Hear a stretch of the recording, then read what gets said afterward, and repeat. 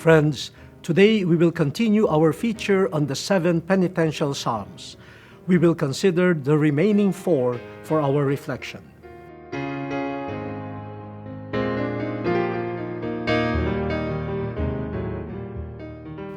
The Psalms have been in existence for several thousands of years now, but I find their message ever new. The Catechism even tells us the Psalms are an essential and permanent element of the prayer of the Church. I personally like praying the Psalms because they express what my heart or condition sometimes fails to articulate. They are prayers arising from the concrete realities of people's lives.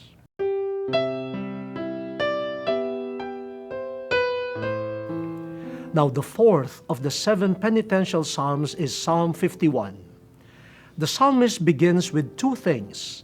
He admits his sin, and he counts on God's mercy. "Have mercy on me, God, in accord with your merciful love," he says in contrition. Here we find what sets King David apart from other rulers of the world: his readiness to acknowledge his transgressions, to take full responsibility for his sins, and to beg for God's forgiveness and mercy. This is something we should learn from him as he prays, "A clean heart create for me, O God. Renew within me a steadfast spirit." The next is Psalm 102. This psalm encourages us to confide in the mercy of God. The psalmist appeals to God with a sense of urgency. "Lord, hear my prayer. Let my cry come to you," he prays.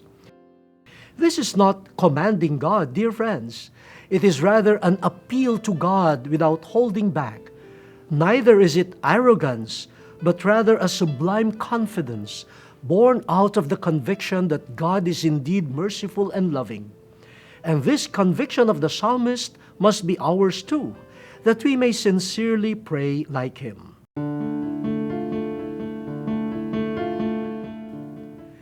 The 6th of these psalms is Psalm 130.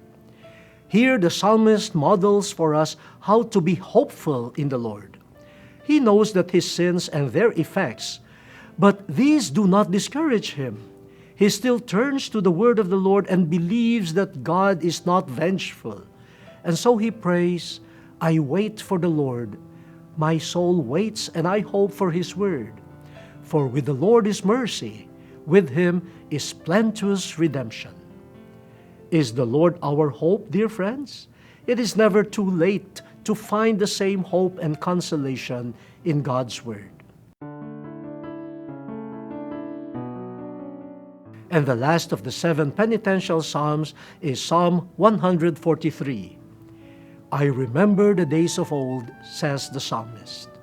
Here he introduces a new dimension in prayer, remembering God's faithfulness to his people. This remembrance makes him cling to God's word more steadfastly. God will surely fulfill his promise of salvation and protection. And here is another important dimension. "Show me the path I should walk, for I entrust my life to you," prays the psalmist. After acknowledging his sins and God's infinite mercy, he now asks the Lord to take over his life. He commends his life to God, the God who is like a father, ready to welcome back his son.